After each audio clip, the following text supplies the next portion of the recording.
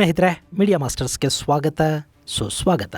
ಗೆಳೆಯರೆ, ಪಾಕಿಸ್ತಾನವನ್ನ ನಾನಾ ಸಮಸ್ಯೆಗಳು ತಿಂದಾಕತ್ವೆ ಅಂತ ಹೇಳಿದಾಗ ಸಾಕಷ್ಟು ಜನ ಅವ್ರ ನೆರವಿಗೆ ಅಮೆರಿಕ ಬಂದು ನಿಲ್ಲತ್ತೆ ಅಂತ ಹೇಳ್ತಾ ಇದ್ರು. ಆದ್ರೆ ಈಗ ಅಲ್ಲಿ ಮತ್ತೆ ಇಮ್ರಾನ್ ಖಾನ್ ಸಮಸ್ಯೆ ಭುಗಿಲೆದ್ದಿದೆ. ಮಾಜಿ ಪ್ರಧಾನಿ ಇಮ್ರಾನ್ ಅವರ ಒಂದು ಕಣ್ಣು 85% ದೃಷ್ಟಿ ಕಳ್ಕೊಂಡಿದೆ. ಅವರಿಗೆ ಸರಿಯಾದ ಚಿಕಿತ್ಸೆ ಸಿಗ್ತಾ ಇಲ್ಲ ಅಂತ ಅವರ ಸಹೋದರಿಯರು ಆರೋಪ ಮಾಡ್ತಾ ಇದ್ರೆ, ಮತ್ತೊಂದು ಕಡೆ ಇಮ್ರಾನ್ ಪಕ್ಷದ ಕಾರ್ಯಕರ್ತರು ಪಾಕಿಸ್ತಾನದ ಸೇನಾಡಳಿತದ ವಿರುದ್ಧ ಖೈಬರ್ ಭಾಗದಲ್ಲಿ ಪ್ರತಿಭಟನೆಗಳನ್ನು ತೀವ್ರಗೊಳಿಸ್ತಾ ಇದ್ದಾರೆ. ಇಲ್ಲಿ ಖೈಬರ್ ಭಾಗದ ಜನ ಕೂಡ ಈಗ ಬಲೂಚರ ಹಾಗೆ ಪ್ರತ್ಯೇಕ ಖೈಬರ್ ಕೇಳೋದಕ್ಕೆ ಶುರು ಮಾಡಿದ್ದಾರೆ. ಇದು ಮುಂದಿನ ದಿನಗಳಲ್ಲಿ ಅಲ್ಲಿನ ಟಿಟಿಪಿಯ ಶಕ್ತಿಯನ್ನ ಮತ್ತಷ್ಟು ಹೆಚ್ಚು ಮಾಡುತ್ತೆ. ಈ ನಡುವೆ ಬಲೂಚ್ ಹೋರಾಟ ಕೂಡ ದಿನೇ ದಿನೇ ತೀವ್ರವಾಗ್ತಾ ಹೋಗ್ತಾ ಇದೆ. ಅವರು ಇಡೀ ಜಗತ್ತು ಅವರ ಕಡೆ ತಿರುಗಿ ನೋಡೋ ತರದ ಒಂದಷ್ಟು ಕೆಲಸಗಳನ್ನ ಮಾಡ್ತಾ ಇದ್ದಾರೆ. ಈಗ ಆಪರೇಷನ್ ಹೆರಾಫ್ 2 ನಲ್ಲಿ ಬಂಧಿತರಾಗಿರುವ ಪಾಕಿ ಸೈನಿಕರನ್ನ ಪ್ರಿಸನರ್ಸ್ ಆಫ್ ವಾರ್ ಅಂತ ಹೇಳೋ ಮೂಲಕ ಅವರನ್ನ ಬಿಡಿಸ್ಕೊಂಡು ಹೋಗೋದಕ್ಕೆ ಬಲೂಚಿಸ್ತಾನ ಪಾಕ್ ಸರ್ಕಾರಕ್ಕೆ 1 ವಾರದ ಕಾಲಾವಕಾಶವನ್ನು ಕೊಟ್ಟಿದೆ. ಅಷ್ಟರಲ್ಲಿ ಬಲೂಚ್ ಹೋರಾಟಗಾರರನ್ನ ಬಿಡುಗಡೆ ಮಾಡಿ ನಿಮ್ಮ ಸೈನಿಕರನ್ನ ನೀವು ಕರ್ಕೊಂಡು ಹೋಗಿ ಅಂತ ಬಲೂಚ್ ಆರ್ಮಿ ಹೇಳ್ತಾ ಇದೆ. ಇದು ಕೂಡ ಒಂಥರ ಮಜಾ ಇದೆ. ಬನ್ನಿ ಹಾಗಾದ್ರೆ ಅಲ್ಲಿ ಏನಾಗ್ತಾ ಇದೆ ಅನ್ನೋದನ್ನು ನೋಡೋಣ.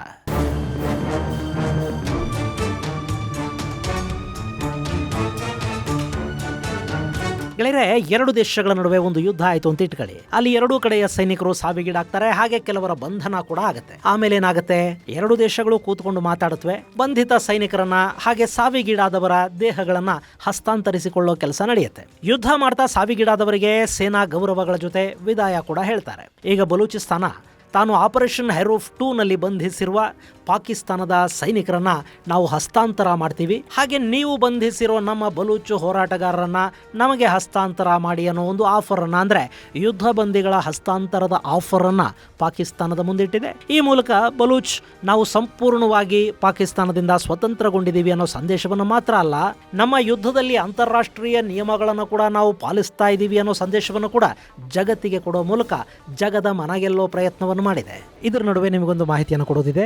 7 ಸ್ಯಾಂಡ್ ಟೂರಿಸಂ ಕಂಪನಿ ಬ್ಯಾಂಕಾಕ್ ಹಾಗೂ ಪಟಾಯಾಗೆ ಸಮ್ಮರ್ ಹಾಲಿಡೇ ಪ್ಯಾಕೇಜ್ ಅನ್ನು ಅರೇಂಜ್ ಮಾಡಿದ್ದಾರೆ. ಬೆಸ್ಟ್ ಆಫರ್ ಪ್ರೈಸ್ ಕೇವಲ 49,500. ಥೈಲ್ಯಾಂಡ್ ಅಲ್ಲಿ 4 ರಾತ್ರಿ 5 ದಿನಗಳ ಟ್ರಿಪ್ ಇದಾಗಿರುತ್ತೆ. ಪ್ಯಾಕೇಜ್ ಅಲ್ಲಿ ಫ್ಲೈಟ್ ಟಿಕೆಟ್ಸ್ ಕೊಡ್ತಾರೆ. 3 ಸ್ಟಾರ್ ಹೋಟೆಲ್ ಅಲ್ಲಿ ಸ್ಟೇ ಇರುತ್ತೆ. ಊಟ ತಿಂಡಿ ಎಲ್ಲ ವ್ಯವಸ್ಥೆಗಳನ್ನು ಅವರೇ ನೋಡ್ಕೋತಾರೆ. AC ಟ್ರಾನ್ಸ್ಪೋರ್ಟೇಷನ್ ವ್ಯವಸ್ಥೆ ಇರುತ್ತೆ. Tiger park, Pattaya city tour, speed boat ಅಲ್ಲಿ ನಿಮಗೆ ಕೋರಲ್ ಐಲ್ಯಾಂಡ್ ಅನ್ನು ತೋರಿಸ್ತಾರೆ. Alcazar show, Bangkok city tour, safari world ಇದೆಲ್ಲವನ್ನು ನಿಮಗೆ ತೋರಿಸ್ತಾರೆ. 24x7 Kannada tour manager assistance ಇರುತ್ತೆ. ಮಾರ್ಚ್ 20ನೇ ತಾರೀಕು ಈ ಬ್ಯಾಚ್ ಹೊರಡ್ತಾ ಇದೆ. ಕೆಲವೇ ಸೀಟುಗಳಿವೆಯಂತೆ. ಆಸಕ್ತರು 7022848666 7022848666 ನಂಬರ್ಗೆ ಕರೆ ಮಾಡಿ ನಿಮ್ಮ ಸೀಟನ್ನು ಕನ್ಫರ್ಮ್ ಮಾಡ್ಕೊಳ್ಳಿ.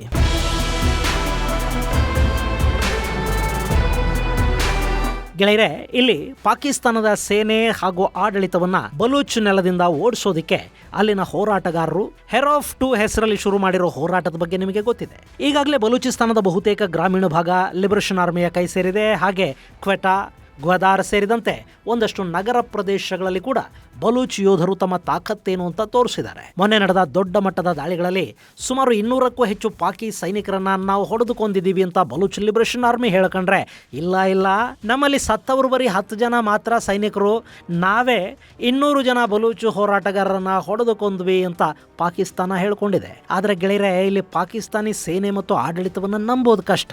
ನಿಮಗೆ ಗೊತ್ತಲ್ಲ, ಕಾರ್ಗಿಲ್ ಯುದ್ಧದ ಸಂದರ್ಭದಲ್ಲಿ ಪಾಕಿಸ್ತಾನ ಭಾರತದಲ್ಲಿ ಸಾವಿಗೀಡಾದ ತನ್ನ ಸೈನಿಕರ ಹೆಣಗಳನ್ನು ಕೂಡ ಕ್ಲೈಮ್ ಮಾಡ್ಕೊಳ್ಳೋದಿಕ್ಕೆ ಹೋಗಲಿಲ್ಲ. ಅದರಲ್ಲಿ ಸಾಕಷ್ಟು ಜನ ಸೇನಾಧಿಕಾರಿಗಳಿದ್ರು, ಲೆಫ್ಟಿನೆಂಟ್ ಕರ್ನಲ್ ದರ್ಜೆಯ ಅಧಿಕಾರಿಗಳಿದ್ರು. ಅವರ ಹೆಣಗಳನ್ನು ಕೂಡ ಪಾಕಿಸ್ತಾನ ತಗೊಳ್ಳಿಲ್ಲ. ಅವರನ್ನ ಭಾರತದಲ್ಲೇ ದಫನ್ ಮಾಡಬೇಕಾಗಿ ಬಂತು. ಹೀಗಿರುವಾಗ ಬಲೂಚಲ್ಲಿ ಸತ್ತ ತನ್ನ ಸೈನಿಕರ ಹೆಣಗಳನ್ನು ತಗೊಂಡು ಬಿಟ್ರೆ ಪಾಕಿಸ್ತಾನದ ಮುಲ್ಲಾ ಜನರಲ್ ಬಲೂಚ್ ಹೋರಾಟಗಾರರ ಮುಂದೆ ಸೋಲೊಪ್ಪಿಕೊಂಡು ಹಾಗಾಗತ್ತೆ. ಹಂಗೇನಾದ್ರೂ ಆದ್ರೆ ಅವನ ಬಾಡಿಗೆ ಸೈನಿಕರನ್ನ ಮುಂದೆ ಯಾರ ತಾನೇ ಕಾಸು ಕೊಟ್ಟು ಕೆಲಸಕ್ಕೆ ಇಟ್ಕೋತಾರೆ ಹೇಳಿ? ಇನ್ನು ದೇಶದ ಒಳಗೆ ಕೂಡ ಸೇನೆಯ ಬಗ್ಗೆ ಇರೋ ಭಯ ಹೊರಟು ಹೋಗುತ್ತೆ. ಹಿಂಗಾಗಿ ಸತ್ತ ಸೈನಿಕರಿಗೆ ಅಂತಿಮ ಗೌರವ ಸಲ್ಲಿಸೋದಕ್ಕೆ ಕೂಡ ಪಾಕಿಸ್ತಾನ ಹೋಗ್ತಾ ಇಲ್ಲ. ಆದ್ರೆ ಬಲೂಚ್ ಲಿಬರೇಷನ್ ಆರ್ಮಿ ಇಷ್ಟಕ್ಕೆ ಪಾಕಿಗಳನ್ನು ಸುಮ್ಮನೆ ಬಿಡ್ತಾ ಇಲ್ಲ. ಅವರು ಮೊನ್ನೆ ಸುಮಾರು 17 ಮಂದಿ ಪಾಕಿಸ್ತಾನದ ಸೈನಿಕರನ್ನ ನಾವು ವಶಕ್ಕೆ ಪಡ್ಕೊಂಡಿದ್ದೀವಿ ಅಂತ ಹೇಳಿದ್ರು. ಆ ಪೈಕಿ ಪಂಜಾಬಿಗಳು ಇದ್ರು, ಬಲೂಚಿಗರು ಇದ್ರು. ಲಿಬರೇಷನ್ ಆರ್ಮಿ ಇಲ್ಲಿ ಬಂಧಿತರನ್ನ ವಿಚಾರಣೆಗೆ ಒಳಪಡಿಸ್ತು. ಅವರಲ್ಲಿ ಬಲೂಚರು ಯಾರೆಲ್ಲ ಇದ್ದಾರೆ ಅವರನ್ನ ಪ್ರತ್ಯೇಕಿಸಲಾಯಿತು. ಅವರ ಐಡೆಂಟಿಟಿ ಚೆಕ್ ಮಾಡಲಾಯಿತು.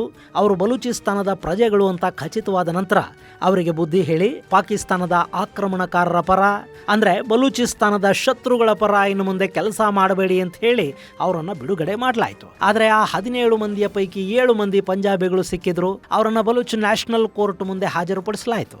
ಈ ಬಲೂಚ್ ನ್ಯಾಷನಲ್ ಕೋರ್ಟ್ ಅಂದ್ರೆ ಬಲೂಚಿಸ್ತಾನದಲ್ಲಿ ಪಾಕಿಸ್ತಾನಿ ಸರ್ಕಾರ ನಡೆಸ್ತಾ ಇದೆಯಲ್ಲ ಆ ಕೋರ್ಟ್ ಅಲ್ಲ. ಬಲೂಚಿಸ್ತಾನವನ್ನ ಈಗಾಗಲೇ ಹೋರಾಟಗಾರರು ಸ್ವತಂತ್ರ ಬಲೂಚ್ ಅಂತ ಘೋಷಣೆ ಮಾಡಿಕೊಂಡಾಗಿದೆ. ಅವರು ಅವರದ್ದೇ ಆದ ಒಂದು ನ್ಯಾಷನಲ್ ಕೋರ್ಟ್ ಅನ್ನ ಸ್ಥಾಪನೆ ಮಾಡಿಕೊಂಡಿದ್ದಾರೆ. ಸುಪ್ರೀಂ ಕೋರ್ಟ್ ಇರುತ್ತಲ್ಲ ಆ ಥರದ ಅತ್ಯುನ್ನತ ನ್ಯಾಯಾಲಯ ಅದು. ಅಲ್ಲಿ ಪಾಕಿಸ್ತಾನಿ ಸೈನಿಕರನ್ನ ಹಾಜರುಪಡಿಸಲಾಯಿತು. ಅವರ ಮೇಲೆ ಬಲೂಚ್ ಜನರ ಮೇಲೆ ದೌರ್ಜನ್ಯಗಳನ್ನ ಎಸಗಿದ ನರಮೇಧ ಹಾಗೂ ಕಿಡ್ನ್ಯಾಪ್ಗಳಿಗೆ ಸಂಬಂಧಪಟ್ಟ ದೋಷಾರೋಪವನ್ನು ಹೊರಿಸಲಾಯಿತು. ಇನ್ನು ಬಂಧಿತ ಪಾಕ್ ಸೈನಿಕರು ಕೂಡ ತಮ್ಮ ತಪ್ಪುಗಳನ್ನು ಒಪ್ಪಿಕೊಂಡ್ರು.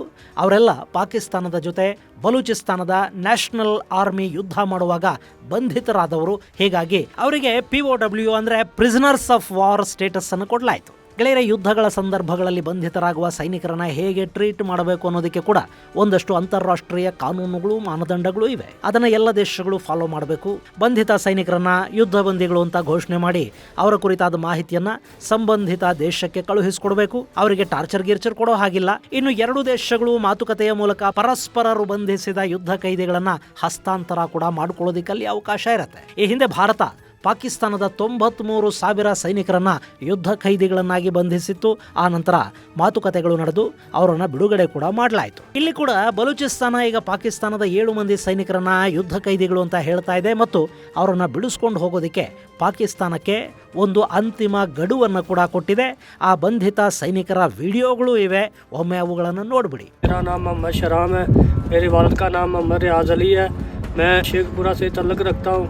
ಗೆಳೆಯರೆ, ಇವರೆಲ್ಲ ಪಂಜಾಬ್ ಪ್ರಾಂತ್ಯದ ಸೈನಿಕರು ಬಲೂಚಿಸ್ತಾನದ ಬಂಧನದಲ್ಲಿದ್ದಾರೆ. ಅವರ ಬಿಡುಗಡೆ ಆಗಬೇಕು ಅಂದ್ರೆ ಪಾಕಿಸ್ತಾನ ಬಲೂಚಿಸ್ತಾನದ ಯೋಧರನ್ನ ಹೋರಾಟಗಾರರನ್ನ ಬಂಧಿಸಿದೆಯಲ್ಲ ಅವರ ಬಿಡುಗಡೆ ಆಗಬೇಕು. ಅಂದ್ರೆ ಇಲ್ಲಿ ನಮ್ಮವರನ್ನ ಬಿಡಿ, ನಿಮ್ಮವರನ್ನ ಕರ್ಕೊಂಡು ಹೋಗಿ ಅಂತ ಬಲೂಚಿಸ್ತಾನ ಹೇಳ್ತಾ ಇದೆ. ಹಾಗಂತ ಇವರನ್ನ ತುಂಬಾ ದಿನ ಇಟ್ಕೊಳ್ಳೋದಕ್ಕೆ ಕೂಡ ಆಗೋದಿಲ್ಲ. ಹೀಗಾಗಿ ಪಾಕಿಸ್ತಾನಕ್ಕೆ 7 ದಿನಗಳ ಕಾಲಾವಕಾಶವನ್ನು ಕೊಡಲಾಗಿದೆ. ಅದರಲ್ಲಿ ಈಗಾಗಲೇ 1 ದಿನ ಮುಗಿದು ಇನ್ನು 6 ದಿನ ಮಾತ್ರ ಬಾಕಿ ಇದೆ. ಅಷ್ಟರಲ್ಲಿ ಮಾತುಕತೆಗಳನ್ನು ಮಾಡಿ ನಮಗೆ ಬೇಕಾದವರನ್ನ ನಮಗೆ ಕೊಡಿ, ನಿಮ್ಮವರನ್ನ ನೀವು ಕರ್ಕೊಂಡು ಹೋಗಿ ಅಂತ ಬಲೂಚ್ ಹೋರಾಟಗಾರರು ಹೇಳ್ತಾ ಇದ್ದಾರೆ. ಯಾವ ದೇಶ ತನ್ನ ನಾಗರಿಕರನ್ನ ಸೈನಿಕರನ್ನ ಗೌರವಿಸುತ್ತೋ ಆ ದೇಶ ಇಂಥ ಸಂದರ್ಭಗಳಲ್ಲಿ ಸೈನಿಕರನ್ನ ಬಿಡಿಸ್ಕೊಂಡು ಹೋಗೋದಕ್ಕೆ, ಮೃತ ಸೈನಿಕರ ದೇಹಗಳನ್ನು ತಗೊಂಡು ಹೋಗೋದಕ್ಕೆ ಮುಂದಾಗುತ್ತೆ. ಇಸ್ರೇಲ್ ನೋಡಿ, ತಮ್ಮ ಒಬ್ಬ ಸೈನಿಕನಿಗಾಗಿ ಸಾವಿರಾರು ಮಂದಿ ಪ್ಯಾಲೆಸ್ತೀನಿಯರನ್ನ ಜೈಲುಗಳಿಂದ ಬಿಡುಗಡೆ ಮಾಡ್ತು ಮತ್ತು ತಮ್ಮ ಸೈನಿಕನನ್ನ ಬಿಡಿಸ್ಕೊಳ್ತು. ಆದ್ರೆ ಪಾಕಿಸ್ತಾನ ಹಾಗೆ ಮಾಡುತ್ತಾ? ಇನ್ನು ಇಲ್ಲಿ ಗಮನಿಸಬೇಕಾದ ಅಂಶ ಅಂದ್ರೆ ಅಲ್ಲಿ ಬಂಧಿತರಾದವರು ಎಲ್ಲ ಕೂಡ ಪಂಜಾಬಿ ಸೈನಿಕರು. ಹೀಗಾಗಿ ಆದರೂ ಪಾಕಿಸ್ತಾನ ಅವರನ್ನ ಬಿಡಿಸ್ಕೊಳ್ಳೋದಕ್ಕೆ ಬರುತ್ತೆ ಅಂತ ಬಲೂಚ್ ಲಿಬರೇಷನ್ ಆರ್ಮಿ ಅಂದ್ಕೋತಾ ಇರಬೇಕು. ಗೆಳೆಯರೆ, ಇಲ್ಲಿ ಪಾಕಿಸ್ತಾನ ತನ್ನ ಸೈನಿಕರನ್ನ ಬಿಡಿಸ್ಕೊಳ್ಳೋದಿಕ್ಕೆ ಬಂಧಿತ ಬಲೂಚಿಗರನ್ನ ಬಿಡುಗಡೆ ಮಾಡಿದ್ರೂ ಕೂಡ ತಾನು ಸೋತಂತೆ ಅಂತ ಭಾವಿಸುತ್ತೆ. ಹಾಗಂತ ಬಲೂಚಿಗರನ್ನ ಗೆಲ್ಲೋದಿಕ್ಕೆ ಅವರಿಗೆ ಸಾಧ್ಯ ಆಗತ್ತಾ ಅಂದ್ರೆ ಅದು ಕೂಡ ಆಗೋದಿಲ್ಲ. ಯಾಕೆಂದ್ರೆ ಅಲ್ಲಿ ಪಾಕಿಸ್ತಾನದ ಸೇನೆಗಿಂತ ಬಲೂಚ್ ಲಿಬರೇಷನ್ ಆರ್ಮಿಯ ಶಕ್ತಿ ತುಂಬಾ ದೊಡ್ಡದಾಗಿ ಕಾಣ್ತಾ ಇದೆ. ಜೊತೆಗೆ ಅಲ್ಲಿನ ಜನ ಕೂಡ ಲಿಬರೇಷನ್ ಆರ್ಮಿಯ ಪರ ನಿಂತಿದ್ದಾರೆ. ಅವರಿಗೆ ಪಾಕಿಸ್ತಾನದ ಪಂಜಾಬಿ ಜನರನ್ನ ಕಟ್ಕೊಂಡು ಏನೂ ಆಗಬೇಕಾಗಿಲ್ಲ. ಜೊತೆಗೆ ಅಂತಾರಾಷ್ಟ್ರೀಯ ಸಮುದಾಯ ಕೂಡ ಬಲೂಚಿಸ್ತಾನದಲ್ಲಿ ಪಾಕಿಸ್ತಾನ ಮಾನವ ಹಕ್ಕುಗಳನ್ನು ಉಲ್ಲಂಘನೆ ಮಾಡಿದ ಪರಿಣಾಮನೇ ಅಲ್ಲಿ ಇಷ್ಟು ದೊಡ್ಡ ಹೋರಾಟ ಶುರುವಾಗಿದೆ ಅನ್ನೋ ಸತ್ಯವನ್ನ ನಂಬುತ್ತಾ ಇದೆ. ಇನ್ನು BLEಗೆ ಸ್ವಾತಂತ್ರ್ಯಕ್ಕಾಗಿ ಹೋರಾಟ ಮಾಡ್ತಾ ಇರೋ ಯೋಧರ ದರ್ಜೆಯನ್ನ ಅಂತಾರಾಷ್ಟ್ರೀಯ ಸಮುದಾಯ ಕೊಟ್ಟಿದೆ. ಹೀಗಾಗಿ ಅಲ್ಲಿ ಪಾಕಿಸ್ತಾನದ ಸುಳ್ಳುಗಳಿಗೆ ಮಾನ್ಯತೆ ಸಿಗೋದಿಲ್ಲ. ಸೊ ಪಾಕಿಸ್ತಾನ ಈಗೇನು ಮಾಡುತ್ತೆ? ಬಲೂಚಿಸ್ತಾನದ ಹೋರಾಟಗಾರರನ್ನ ಬಿಡುಗಡೆ ಮಾಡಿ ತನ್ನ ಸೈನಿಕರನ್ನ ಬಿಡಿಸ್ಕೊಳ್ತಾ ಅಥವಾ ಅವರನ್ನ ಹಾಗೆ ಸಾಯೋದಕ್ಕೆ ಬಿಟ್ಟು ಸುಮ್ಮನಾಗತ್ತಾ?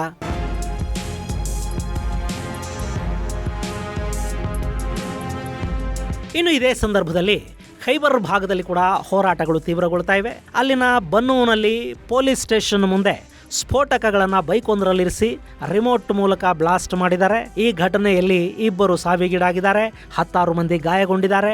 ಸಾವಿನ ಸಂಖ್ಯೆ ಮತ್ತಷ್ಟು ಹೆಚ್ಚಾಗೋ ಸಾಧ್ಯತೆ ಇದೆ ಅಂತ ಹೇಳ್ತಾ ಇದ್ದಾರೆ. ಈ ಕೃತ್ಯದ ಹಿಂದೆ TTP ಇದೆ ಅಂತ ಪಾಕಿಸ್ತಾನದ ಪೊಲೀಸರು ಹೇಳ್ತಾ ಇದ್ದಾರೆ. ಆದ್ರೆ TTPನೇ ಇರಬೇಕು ಅಂತೇನಿಲ್ಲ. ಅಲ್ಲಿ ಇಮ್ರಾನ್ ಖಾನ್ ಬೆಂಬಲಿಗರ ಹೋರಾಟಗಳು ಕೂಡ ತೀವ್ರ ಆಗಿವೆ. ಇಮ್ರಾನ್ ಖಾನ್ ಅನ್ನೋ ಪಠಾಣ್ ನಾಯಕನಿಗಾಗಿ ಖೈಬರ್ ಭಾಗದಲ್ಲಿ ವಿಶೇಷವಾಗಿ ಅಭಿಮಾನಿಗಳಿದ್ದಾರೆ. ಪಾಕಿಸ್ತಾನಿ ಪಂಜಾಬಿಗಳು ನಮ್ಮ ಪಠಾಣ್ ಖಾನ್ ನನ್ನ ಜೈಲಲ್ಲಿಟ್ಟು ಕೊಲ್ತಾ ಇದ್ದಾರೆ ಅನ್ನೋದು ಅಲ್ಲಿನ ಜನ ಹಾಗೂ ಇಮ್ರಾನ್ ಬೆಂಬಲಿಗರ ಆಕ್ರೋಶಕ್ಕೆ ಕಾರಣ ಆಗ್ತಾ ಇದೆ. ಹೀಗಾಗಿ ನಾವು ಪಂಜಾಬ್ಗೆ ಕರೆಂಟು ಮತ್ತು ನೀರನ್ನ ನಿಲ್ಲಿಸಿಬಿಡ್ತೀವಿ ಅಂತ ಖೈಬರ್ ಭಾಗದ ಜನ ಹೇಳೋದಕ್ಕೆ ಶುರು ಮಾಡಿದ್ದಾರೆ. ಇಲ್ಲಿ ಇಮ್ರಾನ್ ಖಾನ್ ಬಂಧನ ಮತ್ತು ಆತನ ಅನಾರೋಗ್ಯ ಕೂಡ ಪಾಕಿಸ್ತಾನದಲ್ಲಿ ಇನ್ನೂ ಒಂದು ಸುತ್ತಿನ ಗಲಭೆಗಳಿಗೆ, ಅರಾಜಕತೆಗೆ ಕಾರಣ ಆಗುತ್ತೆ. ಅದು ಎಂಥ ದೇಶ ನೋಡ್ರಿ. ಮಾಜಿ ಪ್ರಧಾನಿ ಜೈಲಲ್ಲಿಟ್ಟು ಕಣ್ಕಳಿಯುತ್ತೆ, ಉಗ್ರರಿಗೆ ಸೆಕ್ಯೂರಿಟಿ ಕೊಟ್ಟು ಕಾಪಾಡುತ್ತೆ. ಇದೆಲ್ಲದರ ನಡುವೆ ಪಾಪ ಇಮ್ರಾನ್ ವಿಷಯದಲ್ಲಿ ಒಂದಷ್ಟು ಮೀಮುಗಳು ಕೂಡ ಜಬರ್ದಸ್ತಾಗಿ ಟ್ವಿಟ್ಟರಲ್ಲಿ ಓಡ್ತಾ ಇವೆ. ಜೈಲಲ್ಲಿರುವ ಇಮ್ರಾನ್ ಖಾನ್ನ ಪರೀಕ್ಷೆ ಮಾಡಿದ ವೈದ್ಯರು ನಿಮ್ಮ ಬಲಗಣ್ಣು 85% ಹೋಗಿದೆ ಅಂತ ಹೇಳಿದ್ರಂತೆ. ನನಗೆ ಗೊತ್ತಿದೆ ಅಂತ ಹೇಳಿದ್ರು ಇಮ್ರಾನ್. ಈಗ ಆಪರೇಷನ್ ಮಾಡಿ ಅದನ್ನು ಸರಿ ಮಾಡದೇ ಇದ್ರೆ ಆ ಕಣ್ಣು ಪೂರ್ತಿ ಹೋಗ್ಬಿಡುತ್ತೆ ಅಂದ್ರು ಡಾಕ್ಟ್ರು. ಆಯಿತು, ನನಗೆ ಒಂದಲ್ಲ 2 ಕಣ್ಣು ಆಪರೇಷನ್ ಮಾಡಿ ಪೂರ್ತಿ ಕುರುಡು ಮಾಡಿಬಿಡಿ ಅಂತ ಕೇಳ್ಕೊಂಡ್ರಂತೆ ಪಾಪ ಇಮ್ರಾನ್ ಖಾನು. ಡಾಕ್ಟರ್ಗೆ ಶಾಕು.